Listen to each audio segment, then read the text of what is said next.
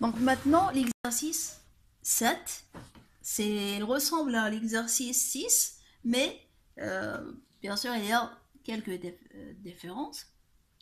Maintenant, il demande de montrer que la fonction fois entre x, y, z égale à la multiplication juste des deux premiers éléments, x, y.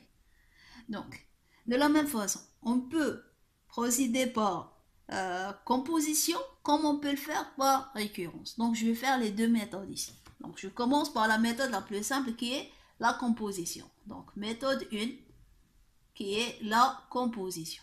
Donc, dans la composition, je commence par fois la multiplication entre x, y, z, et je dois trouver une fonction appliquée à x, y, z, et cette fonction, elle doit être paire. Donc, j'applique. Donc, c'est x fois y. Donc, j'obtiens quoi?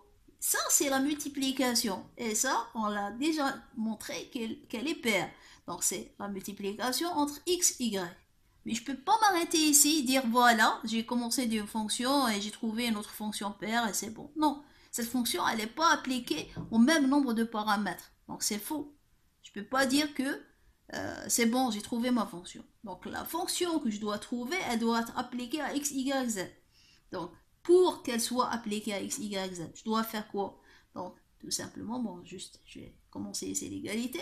Donc, je garde ma multiplication, je dois faire entrer la production. Donc, pour faire ça, donc ici, au lieu de x, je dois avoir un x, y, z. Donc, je fais quoi? Je vais faire entrer la production entre trois éléments, je prends le premier. Ici, je dois avoir un x, y, z. Donc, je vais faire entrer la production. Entre trois éléments, je prends le deuxième.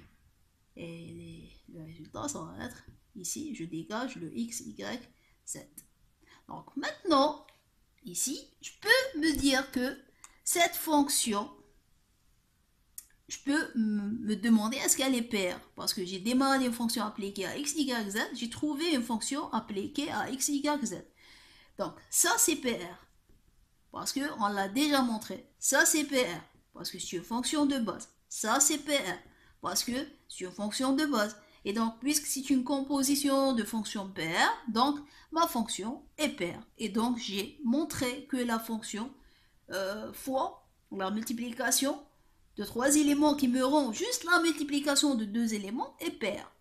Donc, je suis en train de le montrer parce que je vais utiliser cette fonction dans les exemples qui vont venir et je ne veux pas la démontrer là-bas, donc je vais le faire maintenant.